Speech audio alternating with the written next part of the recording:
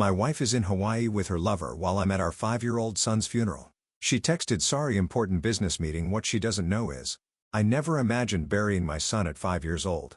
No parent does. Yet there I was standing in front of Noah's small white casket, his favorite blue blanket tucked inside with him because he always said it made him feel safe. Safe. Something I failed to give him when it mattered most.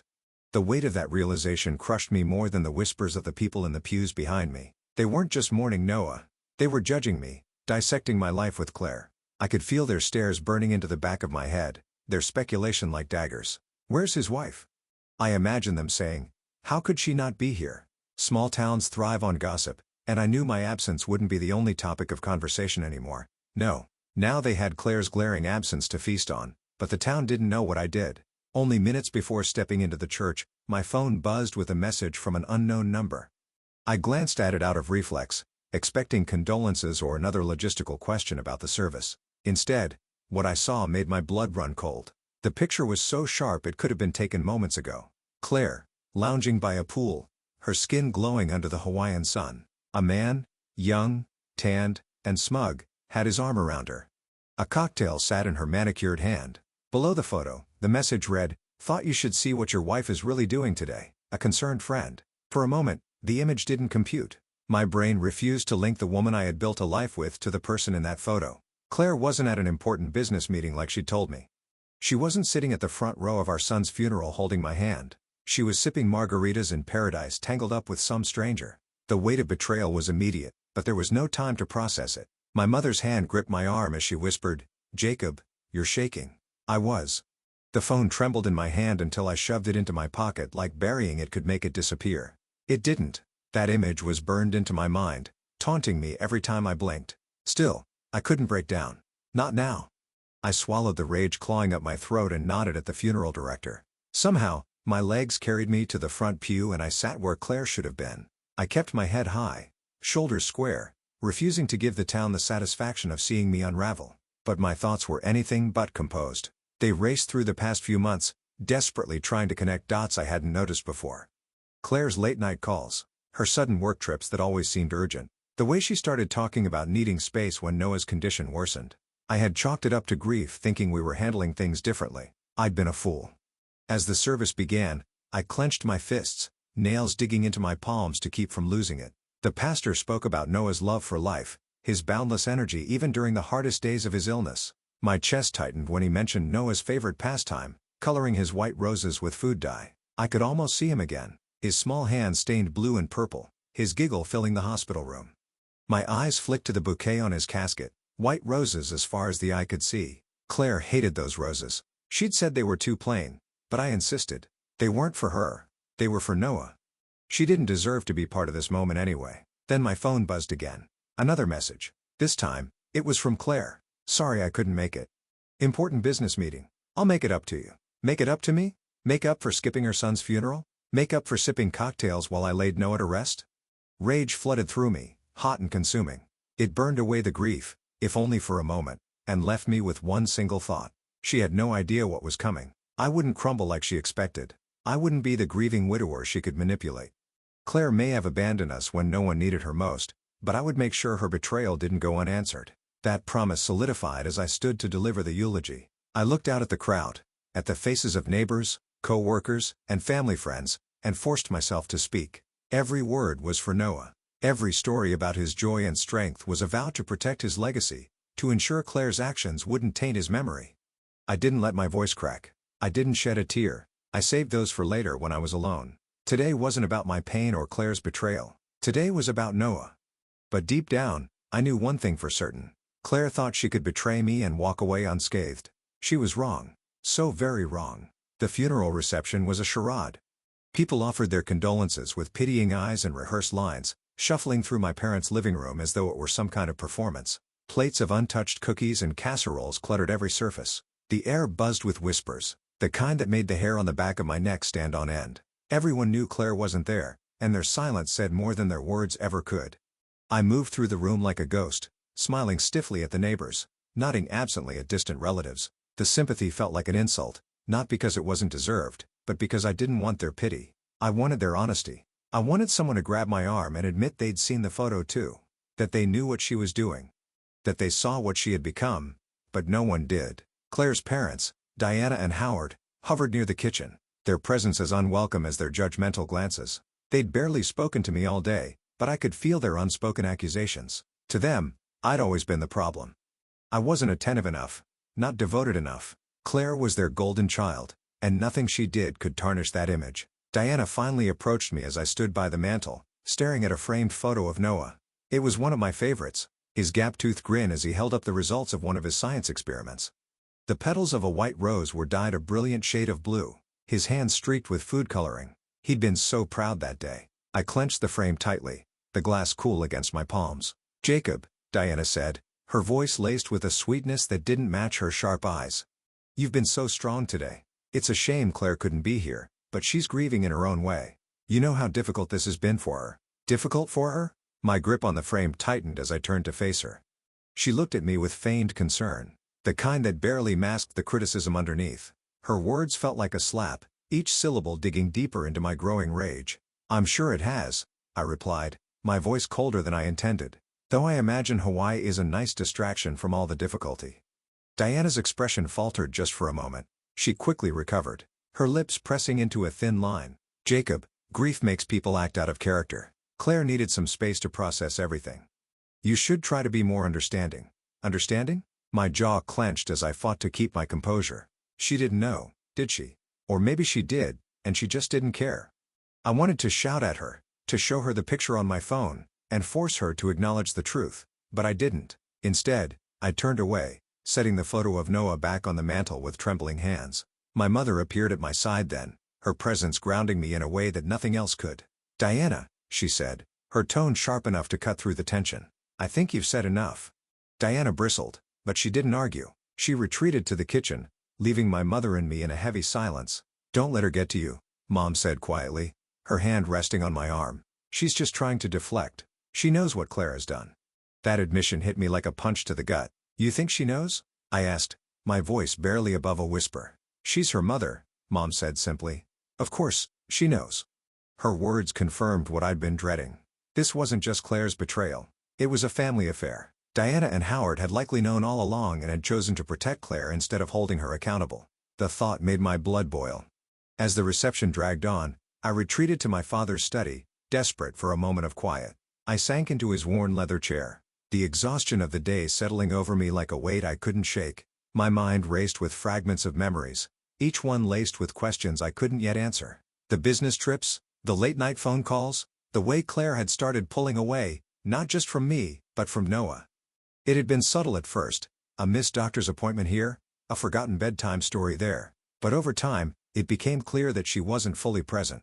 I'd attributed it to the stress of Noah's illness, never suspecting there was something more sinister at play. I pulled out my phone, the photo of Claire and her lover glaring back at me from the screen. My thumb hovered over the delete button, but I couldn't bring myself to press it. This wasn't just evidence of her infidelity. It was a reminder of what I was up against. I didn't know what my next move would be, but one thing was certain. I wouldn't let her get away with this. Not after abandoning me.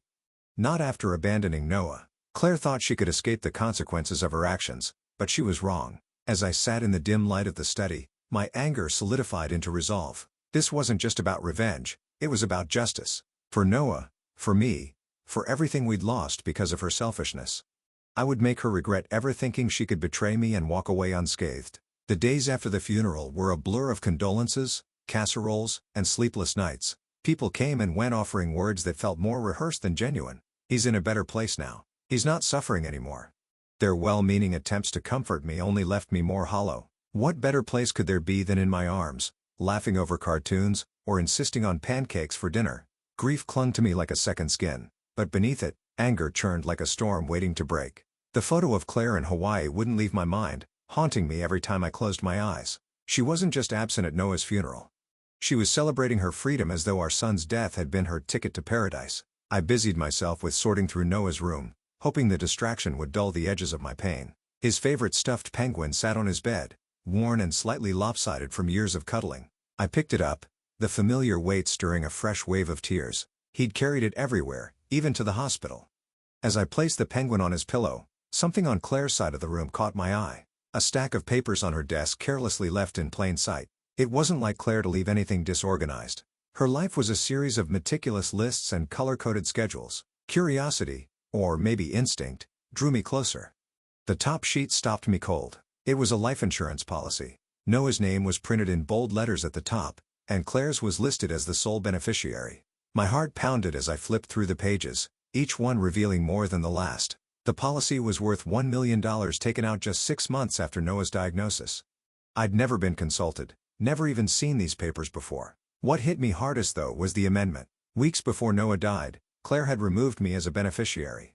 Her signature stared back at me, a smug reminder of the decision she made without me. My hands shook as I rifled through the stack, finding receipts for loans she'd taken out against the policy. She had used the money, and for what? Plane tickets? Cocktails by the pool? Her lover's expensive taste? I sank into the chair, staring at the mess of papers. This wasn't just betrayal. It was theft. Claire had stolen from our family, from Noah, to fund her escape. The realization hit me like a freight train. Noah's death wasn't just the end of my son's life. It was the moment Claire decided to bury our marriage alongside him. My phone buzzed on the desk, pulling me out of my thoughts. The number was unlisted, and for a moment, I considered ignoring it. But something told me to answer. Hello? My voice was rough, the weight of everything pressing down on me. I need to talk to you, a woman's voice said. It was unfamiliar, hesitant, yet filled with urgency. It's about Claire. I gripped the phone tighter. Who is this? My name's Mia. She hesitated as though weighing her next words. I know what she's been doing. I know about Hawaii, and I know you're not going to like what I have to tell you. My chest tightened. Why should I trust you? You shouldn't, she admitted. But you should hear me out. Meet me at the coffee shop on Main, now. The call disconnected, leaving me staring at the phone. Mia. The name didn't ring a bell, but the urgency in her voice was impossible to ignore. Part of me hesitated. What if this was a mistake? What if she was some crank with too much time on her hands? But another part, the part that couldn't stop replaying that photo of Claire in Hawaii, urged me to go. I needed answers, and whoever this Mia was, she seemed to have them. I grabbed the papers, stuffing them into a folder. If Mia had information, I'd be ready to confront her with evidence of my own. The anger I'd been suppressing since the funeral simmered just below the surface, threatening to boil over. As I left the house, I glanced back at Noah's room. The penguin sat on his bed, a silent witness to everything falling apart. I promised him silently that I'd make this right. Whatever Mia had to say, whatever truth she carried, I was ready for it. Or at least, I thought I was. What I didn't realize then was that this meeting wouldn't just confirm my suspicions. It would open a door to something far worse. Something I couldn't have imagined even in my darkest moments. The coffee shop on Main was the kind of place Claire used to hate. Plain, unassuming, without the flair she always demanded in her life. As I walked in, the smell of burnt coffee beans and cheap pastries hit me. A single glance was enough to spot her. She sat at the corner table by the window, a woman with dark auburn hair pulled into a neat ponytail, her posture rigid. She wasn't what I expected. Mia. She didn't look up as I approached, instead stirring her coffee in slow, deliberate circles. Her phone sat face down on the table, a small notebook beside it. I slid into the chair across from her, dropping my folder onto the table with a dull thud. She finally looked at me, her green eyes sharp and assessing. I didn't think you'd come, she said, her voice low but steady. You have 5 minutes to explain why I'm here, I said, leaning back, arms crossed. She raised an eyebrow, unfazed by my tone. Fair enough, I'll get straight to the point. Your wife, Claire, has been seeing my ex-boyfriend for over a year. The words were a punch to the gut, but I didn't flinch. I already know that, I said flatly, though the bitterness in my voice betrayed me. Oh, you know? She tilted her head, her tone mocking. Do you know about the money? Or how they're planning to use it to start their little dream life together in Maui? I froze. What money? Mia leaned forward, her eyes narrowing. The life insurance policy. The $1 million payout your wife secured after she had your son's name removed from the documents. She promised half of it to Brandon, my ex, so they could buy a beachfront property together. My stomach twisted. I wanted to accuse her of lying, to shove my chair back and leave, but I didn't. Instead, I stayed, my fingers digging into the edge of the table. And how exactly do you know all this? She smirked a humorless expression. Brandon isn't exactly discreet. He's been bragging about it for weeks. At first, I didn't believe him. Claire always struck me as too polished for a guy like him, but then he started showing me proof. Mia reached for her phone, scrolling with quick precision before sliding it across the table. Text messages filled the screen. Messages from Claire to Brandon. Claire, the payout came through. It's more than enough. We'll be out of here by the end of the month. Brandon, Maui's waiting.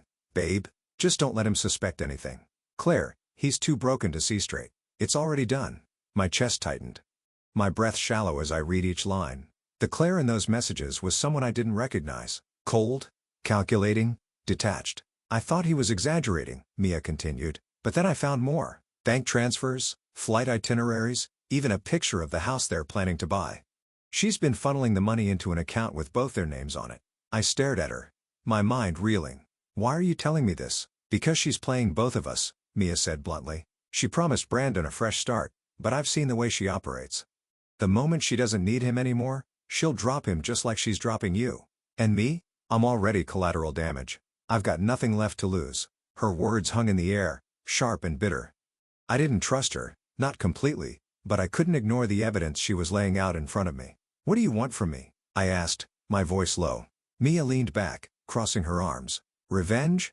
Justice? Call it whatever you want. Brandon doesn't get to walk away scot-free, and Claire sure as hell doesn't either. You want to bring them down? I can help you, but we have to act fast. I studied her, searching for any sign of deception. She met my gaze head-on, unflinching.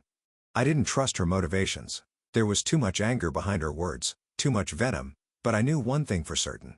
Claire had lied to me, stolen from me, betrayed me in ways I hadn't even begun to comprehend. I'm in, I said finally, my voice like steel. Mia nodded, her expression softening slightly. Good, because this is just the beginning. She reached into her bag, pulling out a thick envelope and sliding it across the table. Everything you need to know is in here. Names, dates, bank accounts, it's all connected. We just have to find the right thread to pull. I picked up the envelope, the weight of it matching the heaviness in my chest. As I stood to leave, Mia called after me. Jacob, she said, her tone softer now. I paused, glancing back at her. I'm sorry about your son. For what it's worth, I think Claire's the one who's broken, not you. Her words lingered as I walked out of the coffee shop and into the cold night air. My mind raced with the possibilities, the next steps, the ways I could make Claire and Brandon pay for what they'd done. This wasn't just about revenge anymore. It was about reclaiming what little dignity I had left. About protecting Noah's memory from the people who thought they could profit from his death. They had no idea who they were up against. I spent the night poring over the envelope Mia had given me. It was a maze of text messages, bank statements, and photos, each one a punch to the gut. Every page confirmed what I already feared. Claire wasn't just a selfish woman running off with her lover. She was a schemer, a strategist, and her betrayal ran deeper than I ever imagined. The money trail was damning. Deposits and transfers into an account I didn't recognize, all under Claire's name, linked directly to Brandon. But what stopped me cold was the evidence of collaboration. Her parents, Diana and Howard, were involved. Their names popped up in emails and on checks tied to business ventures that didn't exist. I should have seen it earlier, the way Diana and Howard always coddled Claire, treating her like she could do no wrong. They'd always blamed me for our marital problems, subtly undermining me with snide remarks disguised as advice. But now, I realized they hadn't just been enabling her. They've been actively helping her. The tipping point came when I found an email exchange between Diana and Claire. Diana, Jacob won't suspect a thing. He's too focused on Noah. Just make sure the papers are signed before he catches on. Claire, he won't notice. He's too broken to care, and once it's done, it's done. The papers. What papers? My heart raced as I flipped through more documents searching for answers. Then I found it, a property transfer agreement for our family home. The place where I grew up, where Noah spent his final days, was being sold. Claire had forged my signature, making it look like I'd agreed to the sale. They were planning to take everything, the insurance payout, the house, even our joint savings. I could almost hear Diana's sharp dismissive voice in my head. It's what's best for Claire. The anger I've been holding back exploded, but I had no outlet. I paced the living room, fists clenched, trying to keep my breathing steady. They thought they could manipulate me, use my grief to blind me. They thought they could steal everything I had left and walk away unscathed, but they were wrong. By morning, my plan was beginning to take shape. I needed more proof, more leverage, and I knew exactly where to start. My mother, always my anchor, had been hinting at things for days, things she'd seen and suspected. If anyone could help me connect the dots, it was her. I found her in the kitchen, a steaming cup of tea in her hands. She looked up as I entered, her sharp eyes immediately narrowing. "What's wrong?" she asked, setting the cup down. "They're trying to sell the house," I said bluntly. "Claire and her parents, they forged my signature." Her face tightened, her lips pressing into a thin line. "I knew it," she muttered. "You knew?" I asked, leaning forward. "I suspected, she admitted. Diana's been sniffing around for months, asking questions about the property. She even tried to get your father to sign something when he was confused, but I intercepted it. That hit me like a blow to the chest. My father, with his slipping memory, was another pawn in their game. They had no shame, no limits to how far they'd go. She said it was just a precaution. My mother continued, her voice trembling with anger, but I didn't trust her. I kept the papers. They're in the study. She didn't need to say more. I hurried to the study, rifling through the drawers until I found the documents. There it was, a legal form authorizing the sale of the house with my father's signature scrawled at the bottom. A forgery. They thought he wouldn't remember, my mother said, standing behind me now. They thought I wouldn't notice. But I've been watching them, Jacob. Diana's always been manipulative. But this is something else. I sat down. The weight of everything crashing over me. They're not just after the money, I said quietly. They're after everything. The house, the savings, everything Noah and I loved. My mother placed a hand on my shoulder, her grip firm. Then don't let them win. Fight back. Her words lit a fire in me. This wasn't just about me anymore. It was about Noah's legacy, about protecting what little I had left of him. Claire and her family thought they could outsmart me, but they underestimated one thing, my resolve. They wanted to play games? Fine, but I wasn't going to sit back and let them take everything. If they thought I was broken, they were about to learn just how wrong they were. I spent the rest of the day gathering every piece of evidence I could find. Bank records, emails, documents from Mia's envelope.